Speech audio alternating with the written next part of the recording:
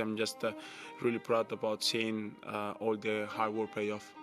3 months without playing a single match. And now the ranking he's held for over a year has officially slipped right through his fingers. Carlos Alcaraz's team just confirmed he's skipping the Canadian Open, his third consecutive year missing the first Masters 1000 of the North American hardcourt swing. And while he's been sitting at home rehabbing a wrist injury, Alexander Zverev has capitalized on a massive Wimbledon run, stacking enough points to officially knock the Spaniard out of the world #2 spot entirely. This isn't a small story. This is the ranking system actually shifting in real time, while one of the sport's biggest stars can only watch from his living room. Stick around, because the numbers behind this are more brutal than most fans realize. Let's go back to April. Carlos Alcaraz is playing the Barcelona Open, his home tournament, in front of his home crowd. Midway through a first-round match, he needs treatment on his right wrist and forearm. He wins the match, but the next day, he's gone, withdrawn.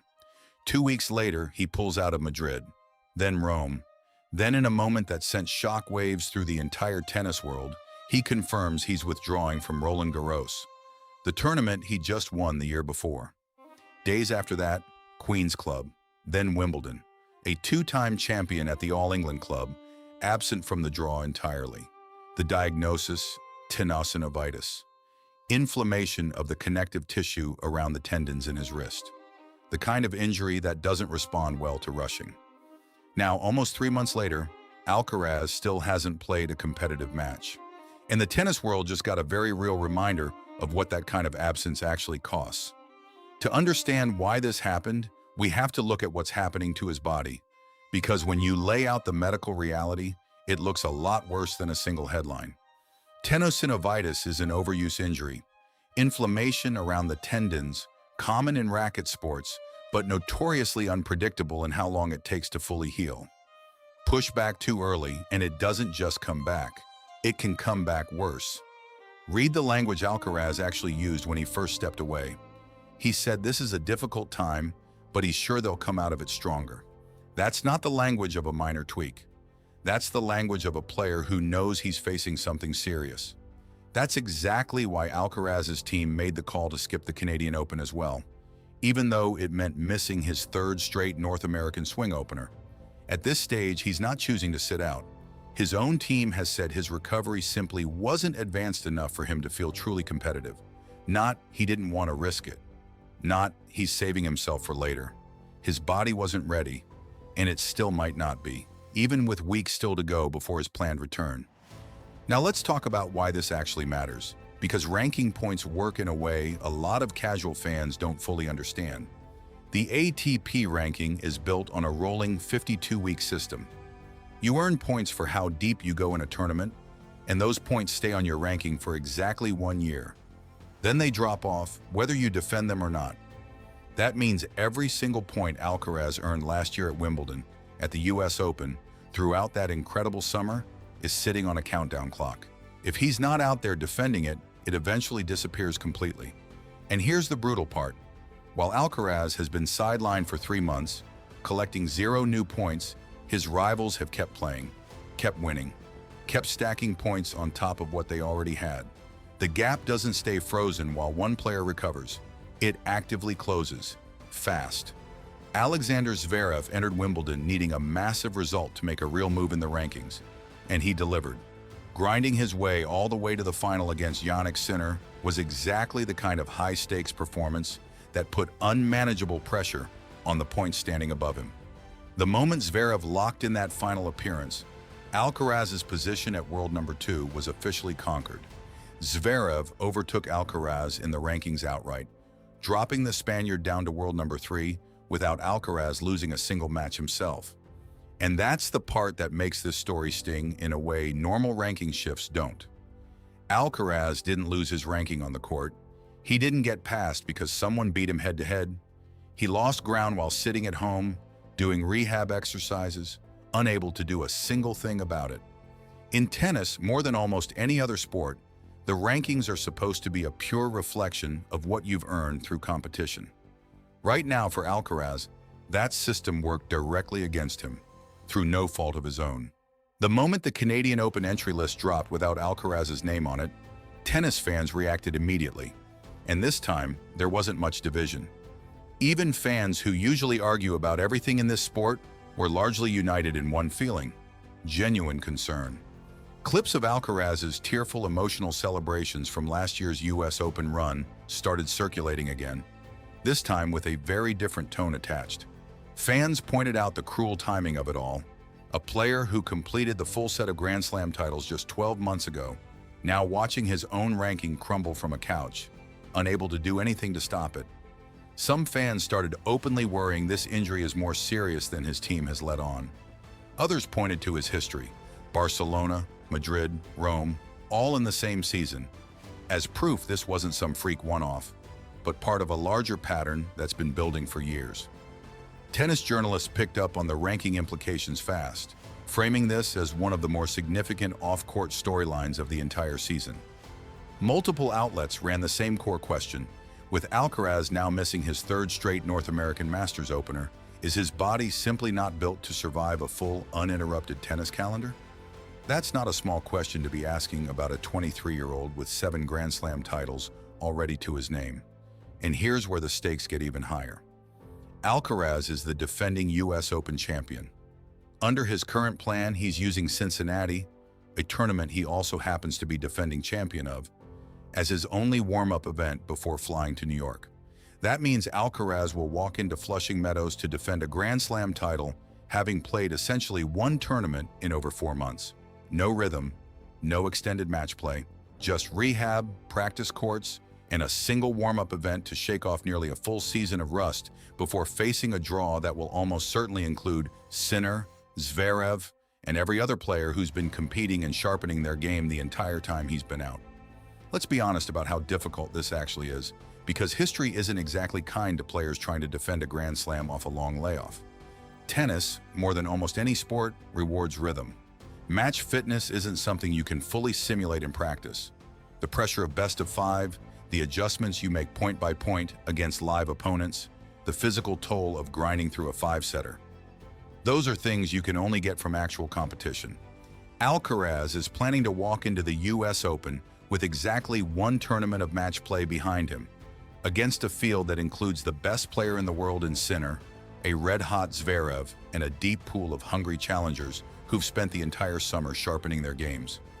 Add in the fact that he's coming back from a wrist injury specifically, the exact body part responsible for generating his forehand, his signature shot, the one that's produced some of the most spectacular winners in the sport over the last 3 years.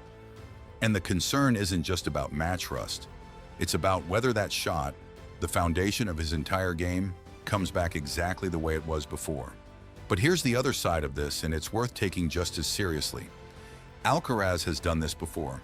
In 2023, he dealt with a leg injury that forced him out of the Australian Open entirely, only to come back and win Wimbledon and reach the US Open final that same year. Players with his level of raw talent don't need a full season of rhythm to be dangerous. They need a handful of matches to remind themselves what they're capable of, and Alcaraz has shown time and again that he can find that switch faster than almost anyone else on tour. There's also the Cincinnati factor. This isn't just any warm-up event, it's a tournament he's the defending champion of, on a surface and in conditions that suit his game extremely well heading into New York. If his team has planned this return correctly, arriving in Cincinnati healthy and building genuine confidence over that week could be exactly the kind of springboard he needs. It's a far better warm-up than jumping straight into a Grand Slam cold. So here's the real question. Is Alcaraz's team making the right call by prioritizing a fully healed wrist over ranking points and match rhythm? Or is this cautious approach going to leave him completely unprepared for the most physically demanding 2 weeks of his season? Because if this gamble doesn't pay off, Alcaraz isn't just risking an early exit at Flushing Meadows. He's risking watching his ranking slide even further, at the exact moment the rest of the sport's elite are only getting stronger. There's a bigger story hiding inside all of this, and it's one we've actually talked about before on this channel. Sinner just defended his Wimbledon title without Alcaraz anywhere in the draw. That sparked a real debate about whether that title carries the same weight without the sport's second biggest star in the field. Now, with Alcaraz set to miss Canada too, And his US Open preparation looking shakier by the week, there's a real chance we could be looking at an entire season where Sinner and Alcaraz barely share a court at all. Think about what that actually means for men's tennis. 17 meetings in 5 years. Some of the most electric finals this sport has produced in over a decade. And right now, that rivalry is essentially on pause. Not because either player lost their edge, but because one half of it can't get healthy enough to compete. There's an uncomfortable truth in here for Sinner too. On one hand, every tournament Alcaraz misses is another tournament where Sinner's path to the title gets easier. Fewer landmines in the draw, fewer 5-set battles against the one player who's pushed him the hardest in his career. But on the other hand, we already covered how his own team had to publicly defend his Wimbledon title against critics saying it felt incomplete without Alcaraz there. Every trophy Sinner lifts during this stretch is going to carry that same shadow attached to it, whether he likes it or not. Great champions want to beat their rivals at their best, not watch them disappear from the draw sheet. And zoom out even further, and this connects directly to something else we've covered. The ratings drop at this year's Wimbledon men's final. If part of that drop really was about fans wanting to see Sinner and Alcaraz specifically, rather than tennis dominance in general, then Alcaraz's extended absence isn't just a personal setback for him. It's a problem for the entire sport's biggest storyline heading into the US hardcourt swing. Because if the two biggest stars in men's tennis can't actually share a court for months at a time, the sport loses exactly the kind of appointment viewing moments that get casual fans to tune in the first place. Let's get into what Alcaraz's own camp has actually said about all of this, because it's more measured than the panic spreading across social media. His team has made clear this hasn't been a rushed process. Over these 3 months, rather than making hasty decisions to chase ranking points, they've taken a deliberate, patient approach to the recovery, prioritizing a complete healing process over rushing back for the sake of one tournament. Alcaraz himself has spoken about his excitement to return, framing this frustrating stretch as simply part of the journey the sport has laid out for him right now. That's a notably calm tone for a player watching his ranking slip away in real time. Whether that's genuine perspective or a carefully managed public message is something we honestly can't know for certain. But it does suggest his team isn't panicking behind closed doors, even if plenty of fans are panicking on his behalf. So what does the actual path forward look like? Assuming no further setbacks, Alcaraz is targeting the Cincinnati Open as his return, a tournament that begins its main draw in mid-August and one where he happens to be the defending champion. That gives him roughly one tournament, one shot at rhythm and confidence before the US Open begins. It's worth remembering, too, that this isn't the first time Alcaraz has needed to rebuild quickly. His team clearly believes that if he arrives at Cincinnati healthy, his level can climb fast enough to be genuinely dangerous by the time Flushing Meadows starts. The margin for error, though, is razor thin. Any setback in Cincinnati, any hint that the wrist isn't fully right, and this entire plan collapses just weeks before he's supposed to defend a Grand Slam title. And that's really the story here. Nobody outside Alcaraz's inner circle actually knows how close to full health that wrist is right now. Everything we're seeing, the cautious statements, the extended absences, the conservative comeback plan, points to a team being extremely careful. But careful and fully recovered aren't always the same thing, and we won't know which one this actually is until he's back on a competitive court in Cincinnati. So where does this actually leave Carlos Alcaraz? 3 months without a competitive match. A world number 2 ranking officially gone, swept away not by a loss on the court, but by his own absence from it. A third straight missed Canadian Open, and a US Open title defense now resting on a single warm-up tournament and a wrist that nobody outside his team can honestly say is fully healed. This is a player who, just 12 months ago, completed the full set of Grand Slam titles and looked like he was about to enter the most dominant stretch of his career. Now he's fighting just to get back to a starting line that Sinner, Zverev, and the rest of the tour never left. Maybe this cautious, patient approach is exactly the right call. The kind of decision that protects a 23-year-old's career for the next decade instead of sacrificing it for a few ranking points. Or maybe every extra week away is a week his rivals use to pull further ahead, in a sport that shows very little mercy to players who fall behind.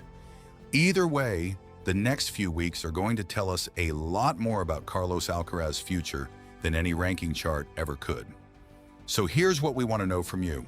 Do you think Alcaraz's team is making the right call by prioritizing full recovery over ranking points? Or do you think he's already fallen too far behind to defend his US Open title? Drop your take in the comments, because this is exactly the kind of debate we want to see play out. If you think Alcaraz comes back stronger than ever and defends his title in New York, smash that like button. If you think this injury layoff changes the entire shape of his season, let us know why down below. And if you don't want to miss the moment Alcaraz actually steps back on court, because you know exactly how much scrutiny that comeback is going to get, make sure you're subscribed with that notification bell turned on. Thanks for watching. This has been Tennis Point, and we'll see you in the next one.